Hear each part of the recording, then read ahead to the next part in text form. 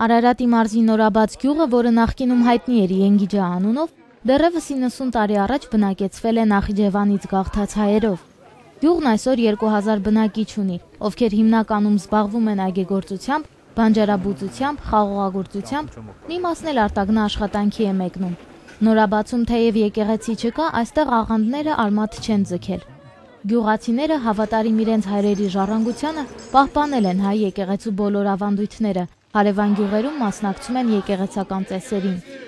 Մասիս քաղաքի եւ տարածաշրջանի հոգեվոր սպասավորներ Տեր Թաթուլին ու Տեր Աշոտին այստեղ գրեթե բոլորն են ճանաչում։ Հատկապես տնօրնեքների այս շրջանում նրանք հաճախ են լինում Նորաբացում, ավետում Տիրոջ ծննդյան ու հայտնության ավետիսը։ Առաջավորած պահքի հենց առաջին օրը գյուղացիները մասնակցեցին խաչերթի, օրհնություն ստացան։ Առաջավորած պահքը, որ սկսվում է Սուրբ Սարգսի տոնից 5 օր առաջ, հաստատել է Սուրբ Գրիգոր Լուսավորիչ հայրապետը։ Ըստ ավանդության, Սուրբ Գրիգորը դուրս գալով խորվիրապից 60 օր շարունակ Տիրոջ ավետարանն է քարոզել տրթատարքային ու ողջ ժողովրդին։ Մկրտելուց առաջ էլ բոլորին պատվիրել է 5 օր պահք պահել ու ապաշխարել։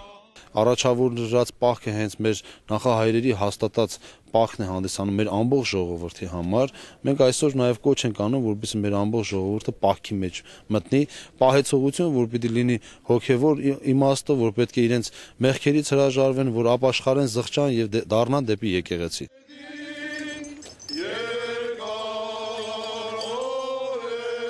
Հնազանդվեք Աստծուն եւ դիմադրեք սատանային։ Մեր հայրը Սուրբ Ավետարանն է, մայրը հայ առաքելական Սուրբ եկեղեցին, նշանաբաններով խաչերթի մասնակիցներն անցան գյուղի փողոցներով, տարածելով ծխացող խնկի անուշաբույրը։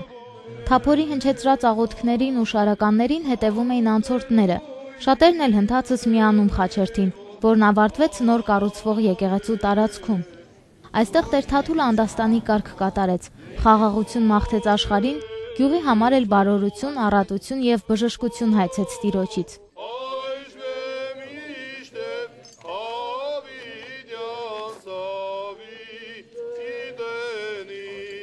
Հավատում ենք, որ այս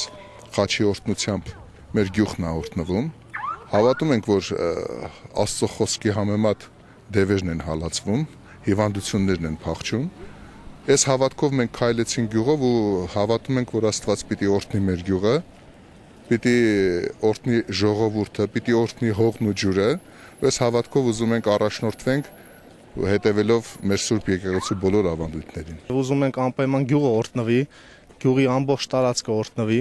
ժողովուրդը օրհնվեն եւ վերջապես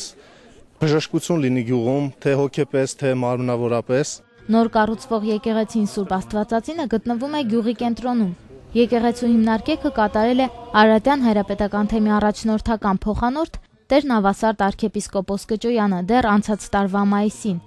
Ճիշտ է, ձմեռային ամիսներին շինարարական աշխատանքները կանգ են առել, սակայն գյուղապետը վստահեցնում է, որ հեռու չէ այն օրը, երբ հավատացյալները հնարավորություն կունենան իրենց գյուղի եկեղեցում մասնակցելու պատարակներին, եկեղեցական արարողություններին։ Իդեպ, Բազիլիկ եկեղեցին կառուցվում է ոչ միայն բարերարի գյուղապետ Գալուստ Գալստյանի միջոցներով, այլև գյուղացիների հանգանակություններով։